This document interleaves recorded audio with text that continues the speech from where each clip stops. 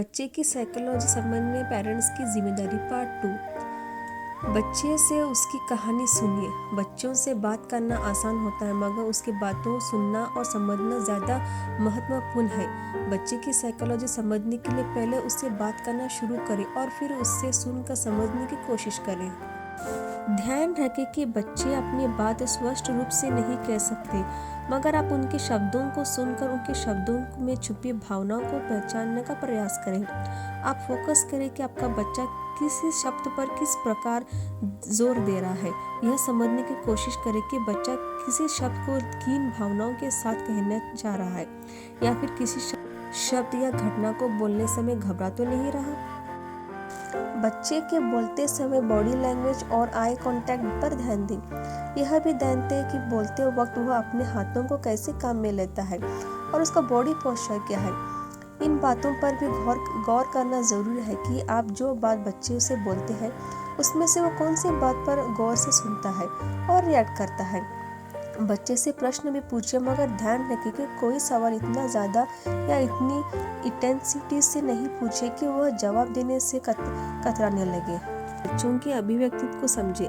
बच्चे किसी भी बात को बड़ों के कई प्रकार से एक्सप्रेशन करते हैं, मगर बच्चों के एक्सप्रेशन के दूसरे तरीके पर बड़े अक्सर गौर नहीं करते। अगर आपका बच्चे को ड्रॉ करना, लिखना या एक्टिंग करना पसंद करता है तो उन्हें मोटिवेट करें और प्रोत्साहित करें।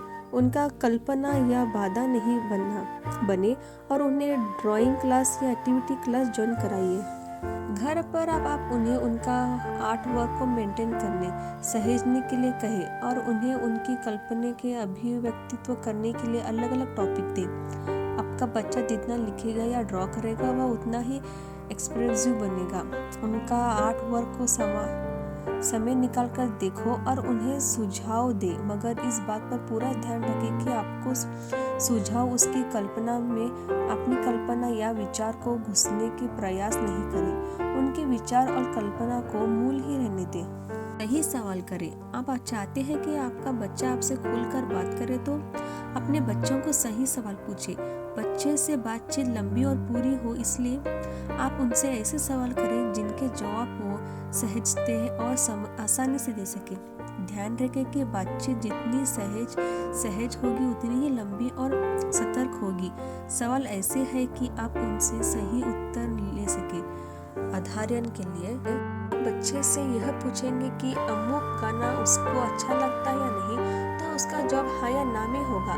बेहतर है कि आप उससे पूछो कि अमुक गाना अच्छा क्यों लगता है।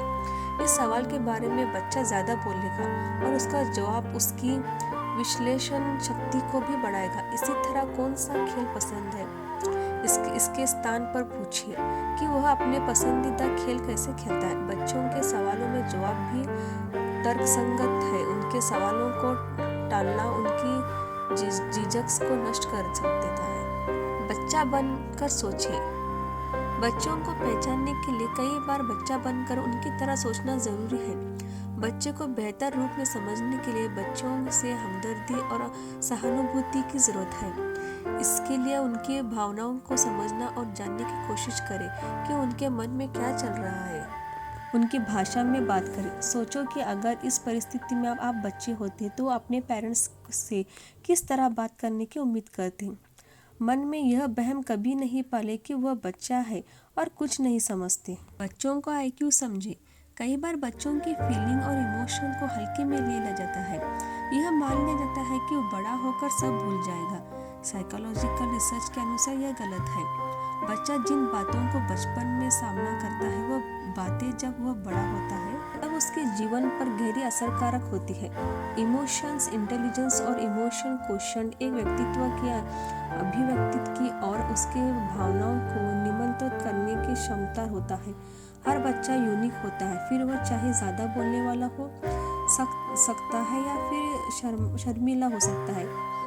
एक पेरेंट्स होने के नाते यह आपकी जिम्मेदारी है कि आप अपने बच्चे के IQ को समझने और उसके लिए ऐसे व्यक्तित्व के रूप में तैयार करें जो मानसिक रूप से हेल्दी हो। Please subscribe.